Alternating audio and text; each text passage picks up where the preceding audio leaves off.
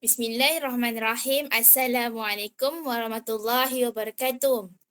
Kami semua akan membentangkan usul Al-Fiqh yang berkod SYD 20403 dan nama pensyarah ialah Dr. Siti Khatijah binti Ismail. Di sini terdapat 5 ahli kumpulan dalam membuat pembentangan ini. Antaranya ialah Asma Mardia, Nurin Syafiqah, Nur Auni Batrisya, Nurul Alisa, dan yang terakhir sekali, yang segak lagi bergaya, Nur Gaziah Izzati. Pendahuluan bagi topik ini ialah mengenal hukum syar'i adalah tujuan dari ilmu fiqh dan usul fiqh. Ilmu usul didefinisikan sebagai menitik beratkan pada perletakan kaedah dan manhaj yang dapat menghantarkan kepada tujuan. Ilmu fiqh pula memfokuskan kepada penyimpulan secara nyata dengan mengharapkan apa yang diletakkan ilmu usul fiqh untuk mengenalinya lebih dalam. Hukum menurut ulama usul terbahagi kepada dua bahagian. Yang pertama, hukum taklifi dan hukum wada'i. Dalam sistem syariah, terdapat 3 unsur penting. Yang pertama, Al-Hakim. Yang kedua, Al-Mahkum Fih. Dan yang ketiga, Al-Mahkum Alaih. Hukum taklifi bagi hukum wajib menunaikan haji bagi sesiapa yang berkemampuan.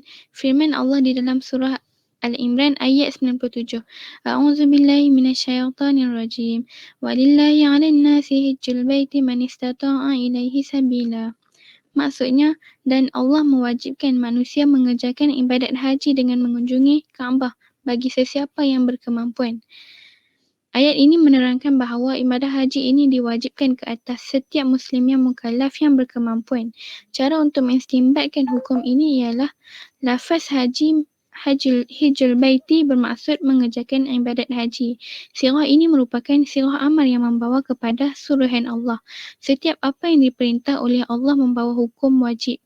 Oleh itu, menunaikan haji wajib ke atas setiap Muslim mukallaf yang berkemampuan. Hukum taklifi bagi hukum wajib yang seterusnya adalah wajib meninggalkan syak dalam solat. Dalam riwayat Muslim, an Abi Sa'id Al-Khudri qala Rasulullah sallallahu alaihi wasallam, "Idza syakka ahadukum fi salatihi falam yadrikum salla salasan an arba'an falyatqi syakki walibaini ala ma istayqana thumma yasjudu sajadataini qabla an yusallim fa in kana salla khamsan syafa'na lahu salatahu wa in kana salla itmaman li arba'i kana targhiman lisyaitan." Para ulama mengistinbatkan berdasarkan lafaz falyatrah dan walibaini, iaitu hukum wajib menghilangkan syak dalam salat. Lafaz ini adalah fi'il mudhari' yang disertai dengan lamul amri yang menunjukkan perintah. Semua perintah adalah wajib. Oleh itu, hukum menghilangkan syak dalam salat adalah wajib.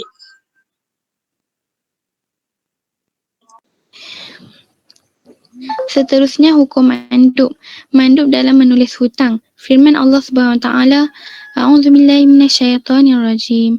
Ya ayyuhalladzina amanu idza tadayantum bidainin ila ajalin musamma faktubuh wal yaktub bainakum katibun bil 'adl. Maksudnya, wahai orang-orang yang beriman, apabila kamu menjalankan sesuatu urusan dengan hutang piutang yang diberi tempoh hingga ke suatu masa yang tertentu, maka hendaklah kamu menulis hutang dan masa bayarannya itu, dan hendaklah seorang penulis di antara kamu menulisnya dengan adil dan benar. Surah Al-Baqarah ayat 282. Cara untuk mengistinbatkan hukum ini ialah lafaz faktubuhu bermaksud maka hendaklah kamu menulis hutang. Sirah itu merupakan sirah amal yang membawa kepada penganjuran di mana sesiapa yang memberikan hutang dianjurkan kepadanya untuk menulis. Hukum bagi menulis hutang itu adalah sunat. Jadinya, sunat bagi seseorang Muslim menulis hutang ketika dalam sesuatu urusan jual beli yang bayarannya secara ditangguh.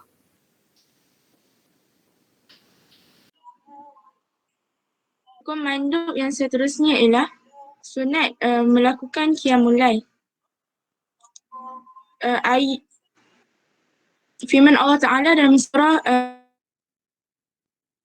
10. Ayat ini menjelaskan bahawa Allah memberikan hikmah yang banyak dalam kejadian siang dan malam. Jika malam adalah suatu cara yang telah disyariatkan untuk mengukuhi ukhuwah hamba dan iaitu melalui qiyamul lail. Ini mempunyai kaitan dengan keadaan malam dan tenang, aman dan bebas daripada sebarang gangguan.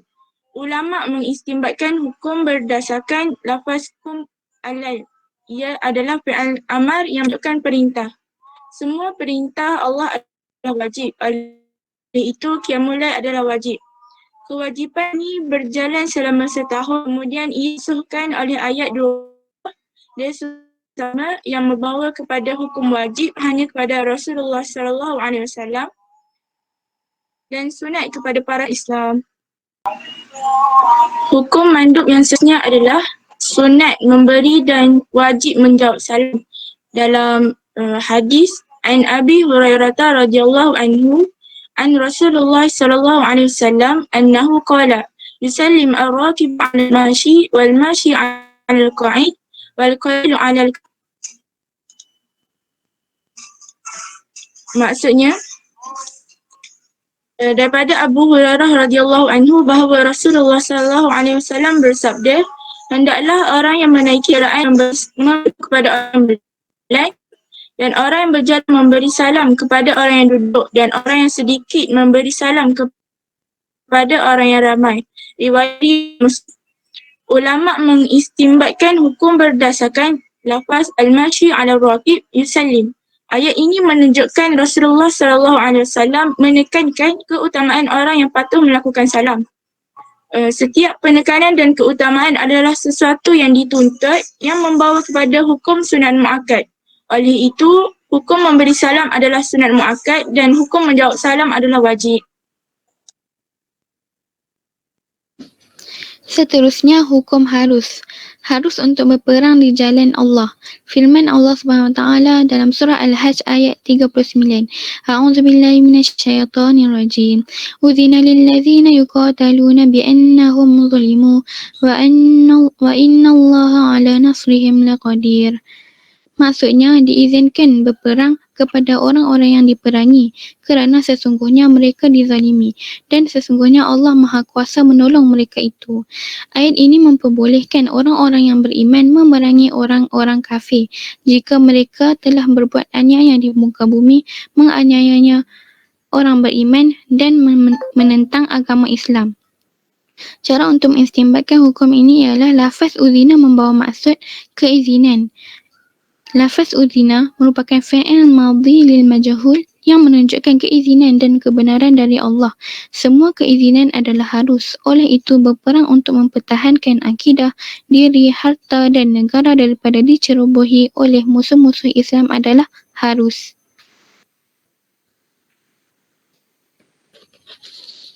Seterusnya, hukum taklifi bagi hukum makruh untuk hadir ke masjid selepas makan makanan yang berbau. Berdasarkan sebuah hadis yang diriwayatkan oleh Ibnu Umar radhiyallahu anhu, beliau berkata bahawa Rasulullah sallallahu alaihi wasallam bersabda, "Man akala min hadhihi syajarah, yakni as-saum, fala yaqrabanna masjidana." Maksudnya, sesiapa yang makan dari pohon ini, iaitu bawang putih, maka janganlah dia mendekati masjid kami. Riwayat Bukhari. Hadis ini menunjukkan bahawa dilarang bagi seseorang yang memakan makanan yang berbau busuk untuk menghadirkan diri ke masjid bagi solat berjemaah. Cara untuk mengistinbatkan hukum ini ialah lafaz fala yaqrabanna masjidana bermaksud maka janganlah dia mendekati masjid kami. Sirah ini menunjukkan sirah larangan bagi seseorang itu daripada berkunjung ke masjid disebabkan makan makanan yang berbau. Hukum bagi makan bawang atau makan makanan yang berbau adalah makruh. Oleh itu, hukum seseorang untuk hadir ke masjid setelah menghisap rokok, makan bawang atau makan makanan yang berbau adalah dimakruhkan. Hukum taklifi bagi hukum haram mengubah ciptaan Allah. Daripada Abdullah bin Mas'ud radhiyallahu anhu, أن النبي صلى الله عليه وسلم لعن الواشمات والمستوشمات والمتنصمات مبتغيات للحسن مغيرات خلق الله. Maksudnya, sesungguhnya Nabi SAW melaknat wanita-wanita yang mentatu dan yang meminta ditatu, wanita yang mencukur alis demi mencari keindahan dan mengubah ciptaan Allah. Ayat ini menunjukkan tentang mengubah ciptaan Allah SWT. Ia bermaksud mengubah fitrah yang telah Allah jadikan pada makhluknya, sama ada daripada sudut agama atau penciptaannya. Cara untuk mengistinbatkan hukum ini ialah lafaz la'ana bermaksud Allah melaknat. Semua perkara yang dilaknat Allah adalah satu larangan yang pasti. Oleh itu, perbuatan membuat tatu, mencukur alis, menjarangkan gigi untuk kecantikan dan mengubah ciptaan Allah adalah haram. Haram yang seterusnya adalah berkaitan Arab. Qala Anas bin Malik la'ana Rasulullah fi khamril asharah asiruha wa mu'tasiruha wa syaribuha wa hamiluha wal mahmulatu ilaih wa saqiha wa ba'i'iha wa aklu samaniha wa mushtara laha wa mushtara lahu. Maksudnya, diriwayatkan daripada Anas radhiyallahu anhu bahawa Rasulullah SAW telah melaknat 10 golongan yang terlibat dengan arak. Yang pertama adalah orang yang memerah arak. Yang kedua, orang yang meminta arak diperahkan untuknya. Yang ketiga, yang meminumnya. Yang keempat, orang yang membawanya. Yang kelima, orang yang meminta dibawa arak kepadanya. Yang keenam, orang yang memberi minum arak kepada orang lain. Yang ketujuh, orang yang menjual arak. Yang ke-8, orang yang mendapati hasil daripada arak. Yang ke-9, orang yang membeli arak. Dan yang terakhir adalah orang yang meminta dibelikan arak untuknya. Ulama mengistinbatkan hukum haram arak ini berdasarkan lafaz la'ana Rasulullah yang bermaksud Rasulullah SAW melaknat 10 golongan yang terlibat dengan arak. Setiap perkara yang dilaknat oleh Rasulullah SAW adalah perkara yang diharamkan oleh Allah. Arak ini diharamkan untuk menjamin kehidupan yang lebih aman dan harmoni dalam masyarakat kerana pembandiah atau penguasa menjadikan mereka lebih berhati-hati. Oleh itu, hukum arak adalah haram. Hukum taklifi bagi hukum haram yang seterusnya ialah haram menderhakai kepada ibu bapa. Firman Allah Ta'ala, Bismillahirrahmanirrahim. Wa qada rabbuka alla ta'budu illa iyyah wa bil walidaini ihsana. Imma yablughanna indakal kubara ahaduhuma aw kilahuma fala taqul lahumā uff wa la tanharhumā wa qul lahumā qawlan karīmā. Maksudnya, dan Tuhanmu telah memerintahkan agar kamu tidak menyembah selain Dia dan bahawa kamu semua lakukan yang terbaik untuk ibu dan ayahmu. Sekiranya salah satu dari kedua sudah tua dalam jagaanmu, maka jangan berkata dan beriak kepada mereka dan katakanlah kepada mereka perkataan yang mulia. Ulama mengistinbatkan hukum haram menderhakai kepada ibu bapa ini berdasarkan lafaz fala taqul dan wala tanharhuma. Lafaz ini merupakan fi'il mudhari' dengan la nayyah yang mendat atau tegahan. Semua perkara yang dilarang adalah haram. Oleh itu, hukum menderhakai kepada ibu bapa adalah haram.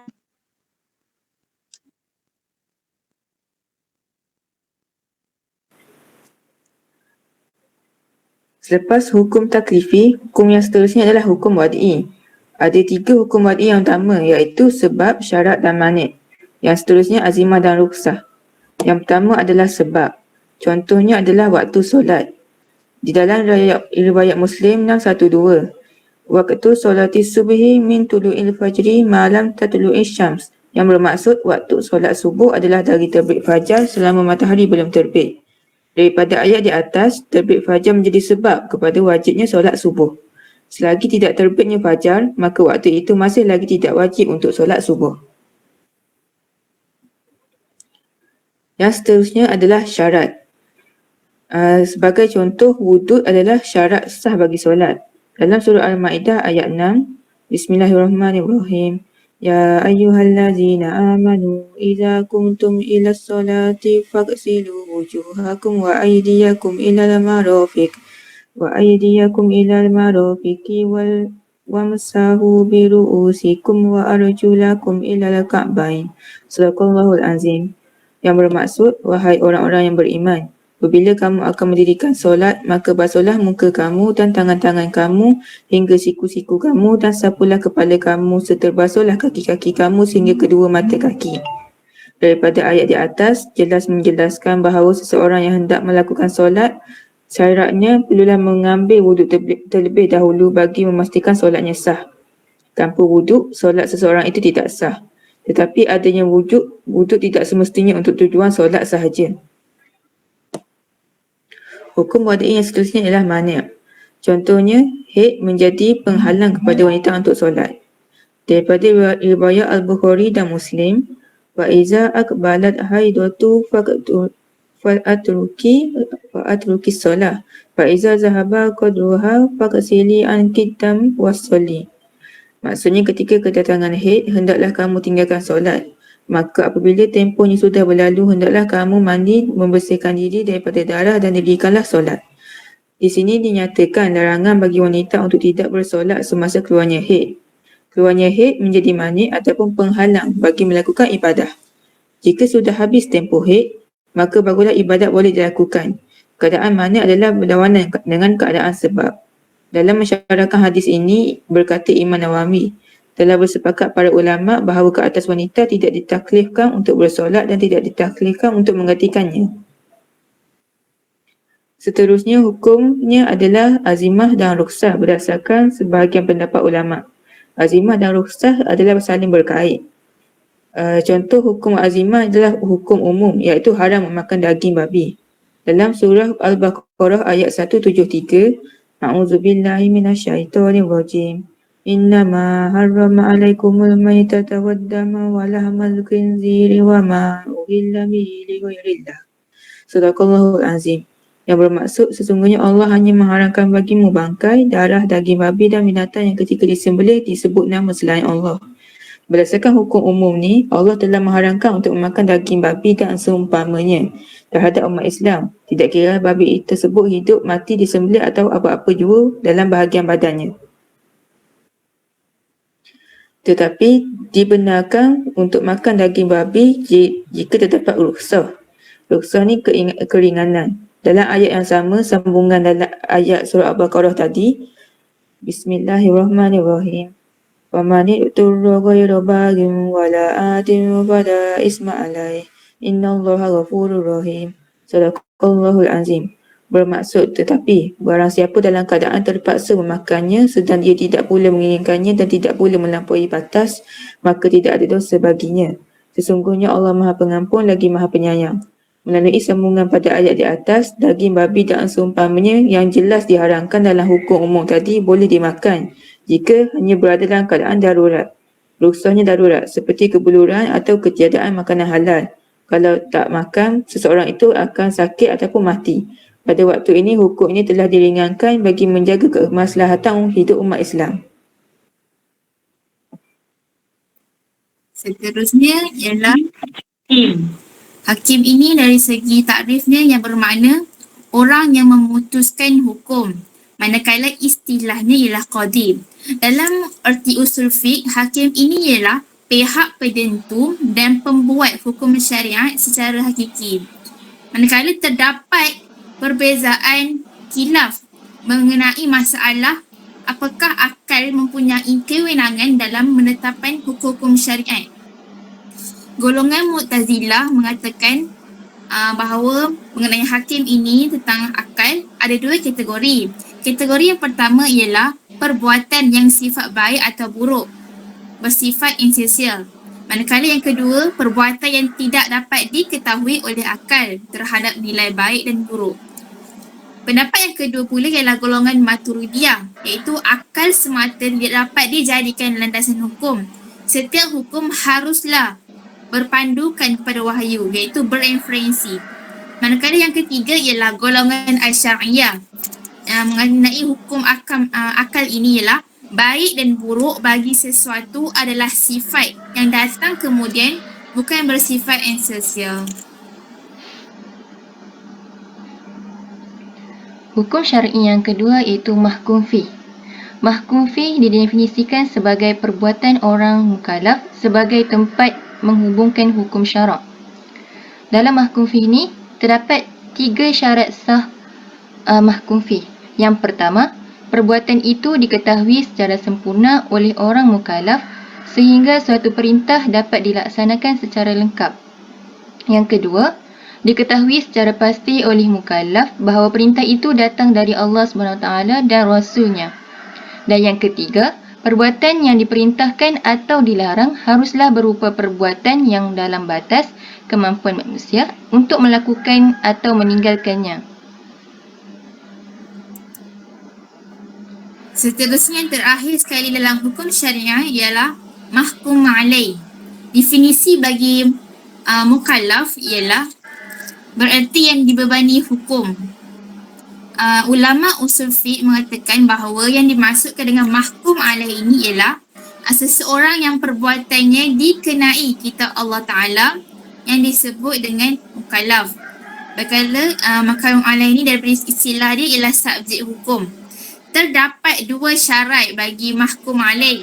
Syarat yang pertama, mampu memahami kitab syar'i dan dalil-dalil hukum baik secara sendiri atau dengan bantuan orang lain. Untuk lebih memahami lagi, kemampuan memahami hukum taklifi disebabkan seseorang mempunyai akal yang sihat sempurna. Syarat kedua pula ialah mempunyai ahliat al-adab. Apa itu ahliat al-adab? Iaitu kecakapan untuk bertindak secara hukum atau memikul beban taklif. Penutup bagi sekali pembentangan ini ialah saya simpulkan bahawa hukum syarak ini terbahagi kepada 2. Yang pertama, kitab Allah.